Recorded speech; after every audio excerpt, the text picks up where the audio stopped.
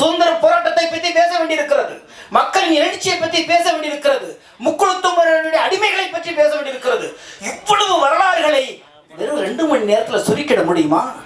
இதையெல்லாம் ஒரு வெப் சீரியஸா ஒரு 10-15 பாகங்கள் எடுக்க வேண்டியிருக்கிறது.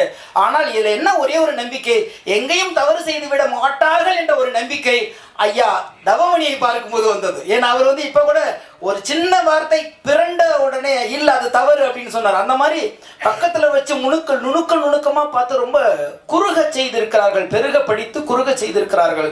எனவே இந்த படம் எல்லாரும் முன்மொழிந்தது போல மத நல்லிணக்கத்தை பேசினால்தான் அது தேவருடைய படமே தவிர மதத்தை பேசுவதும் ஜாதியை பேசுவதும் அல்ல.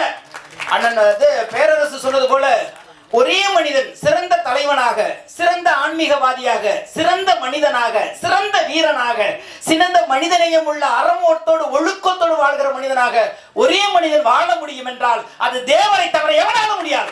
அப்பேற்பட்ட ஒரு வாழ்க்கையை வாழ்ந்துவிட்டு போயிருக்கிறார். அதனால்தான் இன்றைக்கு அனைத்து எனக்கு என்ன பெரிய வருத்தமே, இந்த தேவருங்கிற வார்த்தை அவருக்கு போடாமலே இருந்துதான் உலக தலைவராக கொண்டாடப்பட்டிருப்பார்.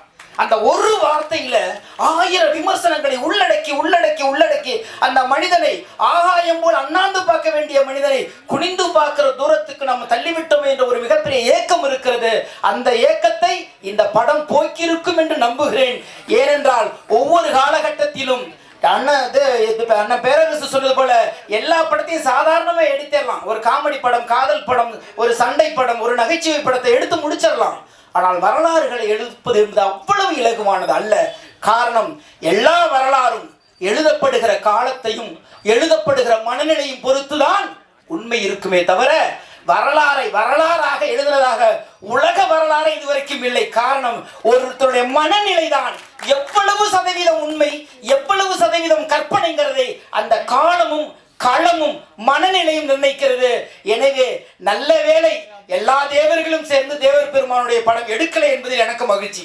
காரணம், அதை கொண்டாடுகிற விதமாக ஏதோ ஒன்று சொல்லி போய் இன்னும் கெட்ட பேர் இன்னும் அவரை புறந்தள்ளுகிற தலைவராக ஒதுக்காமல் மனித குலத்துக்கான ஒரு தலைவனாக இருந்திருக்கிறார். மிகப்பெரிய மாமேதையாக இருந்திருக்கிறார், ஒரு ஆன்மீகவாதியாக இருந்திருக்கிறார், சித்தராக வாழ்ந்திருக்கிறார்.